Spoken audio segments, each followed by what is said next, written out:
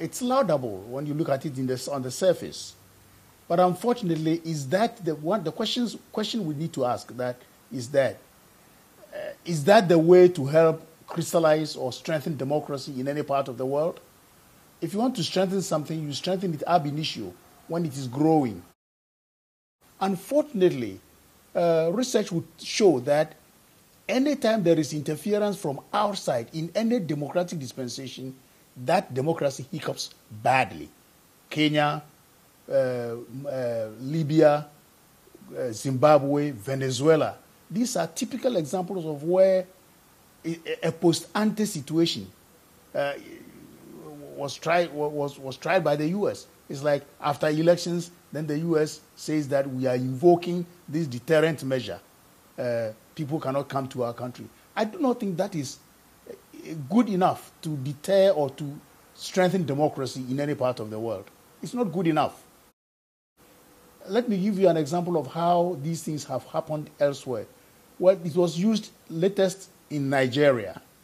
But it is not because the U.S. deterrence helped in any way. It was because the Nigerians themselves knew that there was no point in bringing about hiccups or bringing about instability. Let us accept Tinubu, and they have accepted Tinubu. The best way of sustaining democracy, the best way of crystallizing and cementing the fundamental principles of democracy in any country is the people themselves accepting democracy and its principles and its trajectories. We in Ghana are doing well. The support we need from any country is not deterrence.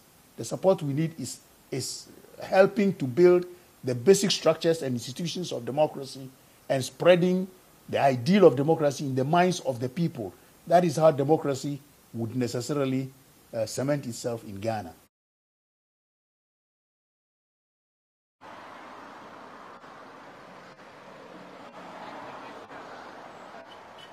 It's a big step in the right direction towards upholding the democracy we enjoy in the country. I think that the young people are ambitious and most of them want to travel to the United States. So for the United States to put in such a measure to ensure that it contributes its quota to Ghanaians having peaceful election, I think it's a right thing to do.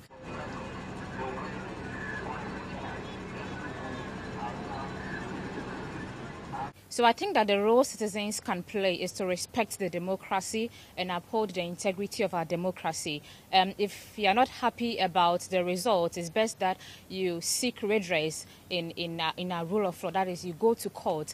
I think that resorting to violence should never come into the equation. So I believe that as citizens, we should respect each other, tolerate each other, and the fact that you do not agree to the views of the other person does not mean you should resort to violence. We have institutions that are supposed to take care of all of that. That is why we have the court.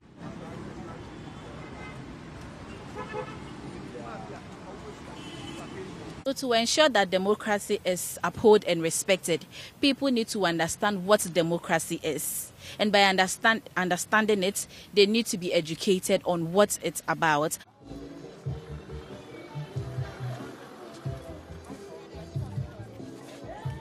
And so institutions like the NCC needs to be up and doing to educate the citizens on what democracy really is.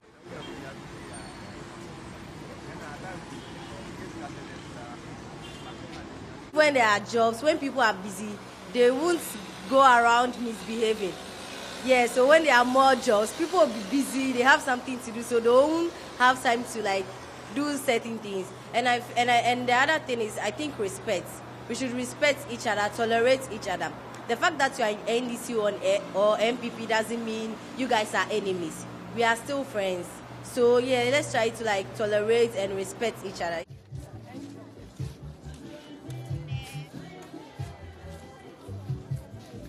If you want democracy to rule, if you want the democratic era to run, let's be patriotic. Let's not be citizens, all right? Let's not want things to just happen. Love one another.